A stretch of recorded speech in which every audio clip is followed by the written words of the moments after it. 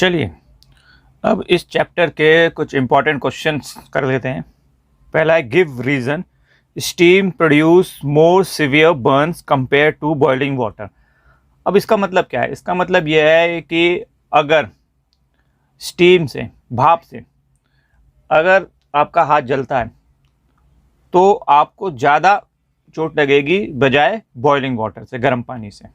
क्यों? Steam has more energy than the boiling water, therefore it causes more severe burns than boiling water. तो जो steam है हमारी, उसके अंदर लेटेंट हीट ऑफ वेपराइजेशन होता है, जो कि एक छुपी हुई, लेटेंट का मतलब होता है हिडन, तो वो छुपी हुई रहती है। तो स्टीम से हमें ज़्यादा चोट लगेगी बजाय की बॉइलिंग वाटर से, क्योंकि स्टीम के अंदर ज़्यादा एनर्जी होती है। ठीक है, अब आ जाइए इसका सेकेंड क्वेश्चन में, जो ये है temperature of liquid does not change when it boil.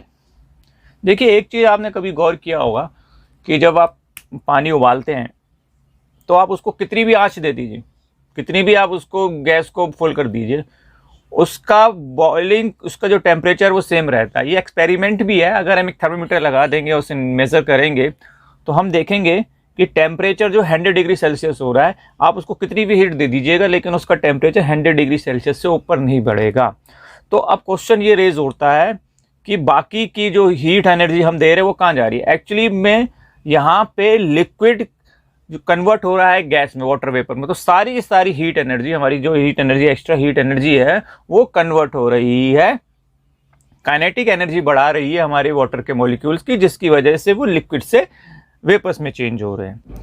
तो it is because the latent heat of evaporation is used to overcome intermolecular force of attraction. तो ये भी वही कह रहे हैं कि हम जो हीट एनर्जी दे रहे हैं, मतलब टेम्परेचर क्यों नहीं राइज हो रहा, क्योंकि हम जो हीट एनर्जी दे रहे हैं वो यूज्ड हो रही है इंटरमॉलिक्यूलर स्पेस, मॉलिक्यूल्स के इंटरमॉलिक्यूलर स्पेस को बढ़ाने के लिए, जिससे कि उनका फोर्स ऑफ अट्रैक्शन कम हो जाता है। अब है इसमें ये सबसे इंपॉर्टेंट क्वेश्चन है, कई बार पूछा गया है। ठीक है, तो इसको कर लेते हैं। Difference between evaporation and boiling. Evaporation और बॉइलिंग के बीच में क्या डिफरेंस है? तो ये हम पहले पढ़ चुके हैं, लेकिन जो प्रॉपर क्वेश्चन जो आता है वो इसी तरीके का आता है।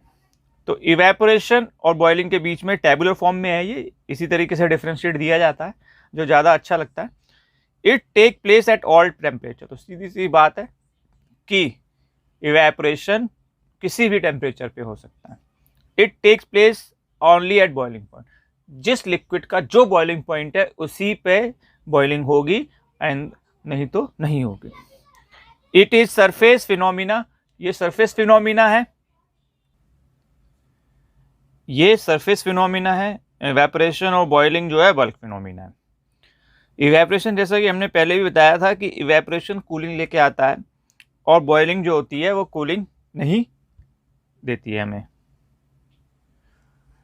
चलिए बच्चावाड़ी, एक और क्वेश्चन है जो कई बार पूछा जाता है। List the factors which influence the rate of evaporation. यानी हमें वो फैक्टर बताने हैं जो इन्फ्लुएंस करते हैं रेट ऑफ इवेपोरेशन को। इट मीन घटाते हैं, बढ़ाते हैं।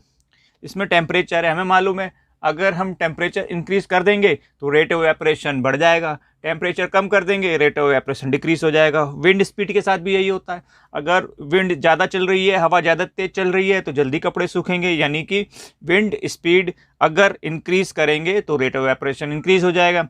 विंड स्पीड कम होगी तो रेट ऑफ इवेपोरेशन डिक्रीज हो जाएगा। ह्यूमिडिटी, इसमें क्या होता है, अगर ह्यूमिडिटी इंक्रीज करेगी तो इसका रेसिप्रोकल हो जाता है, यानी कि आप कह सकते हैं कि ह्यूमिडिटी इंक्रीज करने पे रेट ऑफ इवेपोरेशन डिक्रीज कर जाता है, और ह्यूमिडिटी डिक्रीज करने पे रेट ऑफ इवेपोरेशन इंक्रीज कर जाता है। सरफेस एरिया, सरफेस एरिया के केस में भी वही है कि अगर सरफेस एरिया इंक्रीज करेंगे तो रेट ऑफ इवेपोरेशन बढ़ जाएगा, सरफेस एरिया डिक्रीज करेंगे तो रेट ऑफ इवेपोरेशन डिक्रीज कर जाएगा। फिर है Why does the water kept in an earthen pot, ये pot आएगा, लिखा नहीं है मैंने, pot become cool in summer। earthen pot का मतलब मिट्टी के बर्तन जैसे सुराही और मटके में पानी ठंडा क्यों हो जाता है? It is because water comes out through pores which get evaporated and cause cooling. आप देखिएगा कि जो मिट्टी के बर्तन होते हैं उसमें छोटे छोटे छेद होते हैं, जो उन छेदों में से पानी बाहर निकलता है और वो फिर बाहर आके इवेपोरेट हो जाता है। तो इवेपोरेशन हमेशा कूलिंग लेके आता है, जिसकी वजह से मटके का पानी ठंडा हो जाता है। फिर है गिव रीजन में, you feel cold when you pour some nail polish remover on your palm. तो कभी आपने नेल पॉलिश रिमूवर जो है हाथ पे लगाया हो तो आपको ठंडक महसूस हुई हो, या पेट्रोल कभी हाथ में लग गया हो, ठीक है, तो हमें क्या होती है, ठंडक महसूस होती है। ऐसा क्यों होता है? Nail polish remover contain acetone which takes heat from palm and get evaporated and we feel cold as evaporation cause cooling. Actually में क्या होता है, जब एसीटोन से बना होता है नेल पॉलिश रिमूवर, जब वो हमारे हाथ के ऊपर लगता है तो वो हमारे हाथ से हीट लेके इवेपोरेट हो जाता है, उड़ जाता है, तो हमारे हाथ की गर्मी ले लेता है वो, जिसकी वजह से हमें ठंडक महसूस होती है। अब लास्ट क्वेश्चन पे आ जाते हैं। How does the presence of impurities effect the boiling point and freezing point of the substance.